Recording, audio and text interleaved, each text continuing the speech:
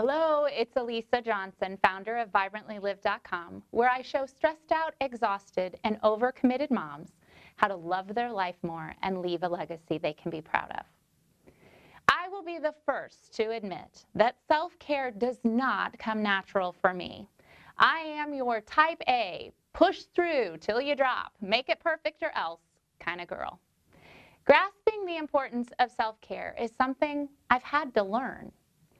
I usually do a pretty good job with it because I've learned the hard way that it's a necessity if I'm going to be the mom, wife, and overall person I want to be. But I still have my moments. Like today, for example. I knew I needed to work on this blog post, but I just couldn't sit still long enough to collect my thoughts in any kind of meaningful way. I was bouncing back and forth between emails, phone calls, laundry, and cleaning the kitchen. Nothing was getting done well, and I wasn't doing the most important thing on my to-do list, the blog post. I found myself getting really frustrated and starting to beat myself up. The word procrastinator ran through my mind several times. I felt edgy and grouchy and, quite frankly, was glad no one else was home with me because I would have been lousy company. Then I realized I needed to take a break and take care of myself. It was noon, and I'd had about 3 sips of water during the course of the entire day so far. My stomach was growling, and my body was stiff from sitting for so long. I fixed some lunch, read a book while eating, and drank an entire bottle of water. But I was still feeling jittery. Thank goodness I'd chosen to skip the coffee this morning. While my little slave driver voice was still screaming procrastinator, I knew I needed to make a real self-care choice to clear my head. So I grabbed the leash, which of course brought the dog running, and off we went for a nice walk on this beautiful day. While walking, I chose to just let my mind relax and forget about everything on that to-do list.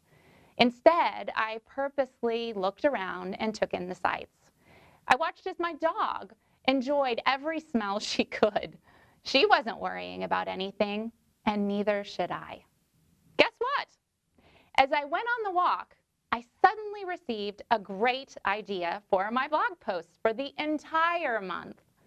I wasn't trying to think of a solution. It just popped in. Ever had that happen to you? This month's topic is self-care. And what better way to open the month than share my experience today? But let me also share where we're going for the rest of the month so you can be sure to check back. So next week, I'll be talking about caring for yourself naturally. Then we'll be looking at the importance of accepting support when it's offered. And then finally, we will end the month with imparting the wisdom of self-care to our children. So not only did I get a nice break, I felt calmer, and my writing dilemma was solved. I didn't need to just push through and get the work done. I just needed to make my needs a priority for a short while and trust that God would provide me with exactly what I needed. Guess what? He most certainly did. Here's your challenge for this week. I want you to pay close attention to those times when you feel like you're trying to push a boulder up a mountain. It might have something to do with your kids. It might be something at work. It could be anywhere.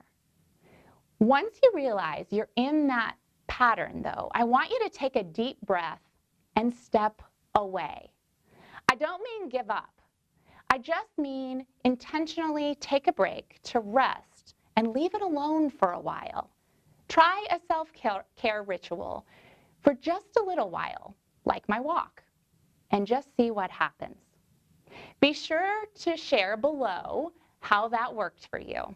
Until next time, get out there and vibrantly live. Bye.